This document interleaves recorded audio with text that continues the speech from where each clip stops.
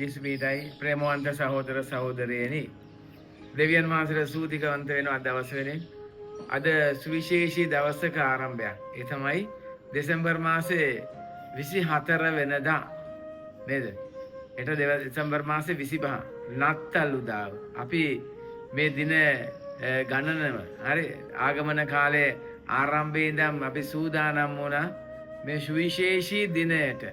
ඒක හෙට උදා වෙනවා ප්‍රේමවන්තේනි.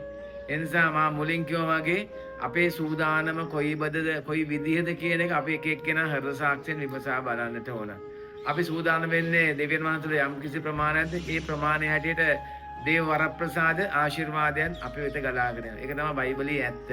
අපි දෙවියන් වහන්සේ තුල ජීවත් වෙන්න උත්සාහ කරන්නේ කොච්චර ප්‍රමාණයද ඒ ප්‍රමාණයට ස්වාමීන් වහන්සේගේ ආශිර්වාදයක් අපිට ඊට වඩාත් වැඩියෙන් එනවා.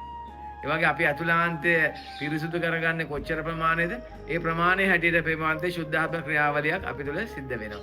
ඒක අපි මේ කිතු උපතර තමයි මේ ආගමන කාලේ ඉඳලා කියලා නොවැම්බර් 30 ඉඳලා කියලා සූදානම් වීමක් වෙනවා. ඉතින් එක එක්කෙනාගේ සූදානම් වීම විවිධයි. අර වපුරන්නාගේ උපමාවෙන් තමයි පෙන්වුම් කරන්නේ. එක්කෙනෙක් 30 ගුණයක්ද 60 ගුණයක්ද 100 ගුණයක්ද පළදාව දරනවා කියලා. ඒ පස්සේ සරුභාවය අනුව තමයි සිද්ධ වෙන්නේ. එනිසා ප්‍රේමවන්තයනි මේ මා ශුද්ධ වූ දවසට සූදානම් වෙන්නට අන්තිම දවස් අපි ඉන්නේ.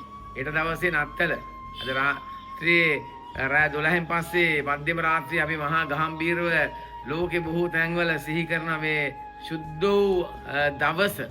එනිසා ප්‍රේමවන්තයනි ශුද්ධහබෙන් වහන්සේට අවදිව ඉඳීම අති වැදගත් වෙනවා. ශුද්ධහබෙන් වහන්සේට අවදිව ඉඳීම අති වැදගත් වෙන හැම යහපත් දවසක් තුලින්ම ආශිර්වාද දවස් තියෙන විශේෂ හරි බයිබලයේ තුල පෙන්වුම් කරන ඒ දවස්වල වරප්‍රසාද ලබා ගන්න ඕන විදිහත් අපිට පෙන්වුම් කරලා දෙනවා. අද දවසේ ප්‍රේමවන්තයනි සුදුසු විශේෂය තුල හරි අපූර්ව දෙයක් තියෙනවා. ඒ තමයි සෙකරියස්ගේ ශුද්ධාත්මානුභාවයෙන් පූර්ණ වෙච්ච සෙකරියස්ගේ ගීතය පිළිබඳව තියෙන. ඒකේ හරි අපූර්ව තැනක් තියෙන ප්‍රේමවන්තයනි. ඒ තමයි එතන කියනවා එතුමන් අභිමුවේ බැතියෙන් හා දැහැමියෙන් දිව්‍ය අතිතෙක් විසීමට ලදරුවා ඔබ සමිඳුන්ට පෙරටෝ යමින් එතුමන් මඟ පිළියෙල කරන බැවින් මෙහෙසුරු දිවැසිවර යන නම ඔබට දෙනු ඇත. එතුමන්ගේ සෙනගට පව්කමාවෙන් ලැබෙන ගැලවීම පව්කමාවෙන් ලැබෙන ගැලවීම ඔබ උන්ට දන්වන්නේය. අප දෙවිඳානෝ මුර්දය දයාවන්තය අප කෙරෙහි අහසින් ලහිරුහි රැස් උදා කරවන සේක. අඳුරේ මරණ සෙවනේ සිටිනවුන් කෙරෙහි එලෙසින් එළිය උදා කරමින් සෙත් මග යාමට අපට මග පෙන්වන සේක. ප්‍රේමවන්තයනි හරි අපූර්ව දෙයක් තියෙනවා. එක වගන්තියක් තියෙනවා. එතුමන්ගේ සෙනගට පව්කමාවෙන් ලැබෙන ගැලවීම ඔබ ඔවුන්ට දන්වන්නේ. එතුමන්ගේ සෙනගට පව්කමාවෙන් ලැබෙන ගැලවීම. එනිසා සෙනගට ගැලවීම ලැබෙන්නේ ප්‍රේමවන්තයනි පව්කමාවත් එක්ක. එනක මේ දේව වචනය තුළින් කියන්නේ ලොක්තුමා සුවිශේෂයෙන් යන්නේ ඒක. ඒ නිසා නිතරම මෙනෙහි කරන්න ඕන දේ තමයි පව්කමාවත් එක්ක තමයි ගැලවීම සහ සිල් ආශිර්වාදයන් එන්නේ. ඒ නිසා අපි පව් පිටින් හරි පව් ගොඩ ගහගෙන හරි මෙනෙහි කිරීමක්වත් මනස්ථාපනයක්වත් පසුතැවීමක්වත් පාපුච්චාරණයක් නැතිව අපේ පල්ලි යනවා. යාඥා කරනවා කියලා කියනවා. ප්‍රේමවන්ත ඇතුලේ තියෙන පාපේ. එතකොට ඒකේ අයිතිකාරය කවුද?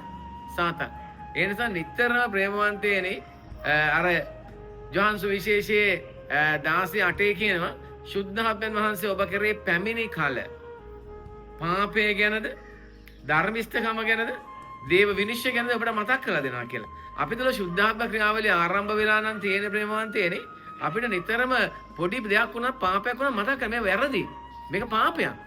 මම මෙතනින් අයින් වෙන්නට ඕන කියලා. ඒ නිසා ප්‍රේමවන්තයනි ඒ ශුද්ධාත්ම ක්‍රියාවලිය ආරම්භයෙන් අපි මනස්ථාපන වෙන ප්‍රමාණය හැටියට අද දවසේත් කියනවා මනස්ථාපනයත් එක්ක තමයි ගැලවීම ලැබෙන්නේ කියලා. ඒ නිසා ඒ ශුද්ධෝ දවසට සූදානම් වීම සඳහා අපි දෙසට හැරිලා බලහක් කියලා අපි බැරි භාවයේ පාපයේ දුබලකමෙන් එතර වෙන්නට ශුද්ධාත්ම වහන්සේ වරප්‍රසාද ඉල්ලමු. ඒ වගේම ඊ දවසෙත් මම කියවා වගේ හොඳ පාපුච්චාරණයක් කරන්න පුළුවන් කමක් ලැබෙනවා. අද දවස 24 වෙනිදා දවසේ වුණත් කමක් නැහැ. ඊතුමේ කොයාගෙන යන්න. ඊළඟ කියලා ඔබ දුක් මනස්ථාපේලා ජේසු ඉදිරියේ හොඳ පාපුච්චාරණයක් කරන්න. ඒ සඳහා අපිට ප්‍රේමවන්තයනි ශුද්ධාත්ම බලය අත්‍යවශ්‍යයි. මොකද ඒ ආත්මයන් වහන්සේගේ තල්ලුව නැතුව ඒ දේ කරන්න බෑ. ඒ සඳහා වරප්‍රසාද ඉල්ලලා ස්වර්ගීය දේවතාවන්ට යාඥා කරමු. ජේසුස් විහිදයි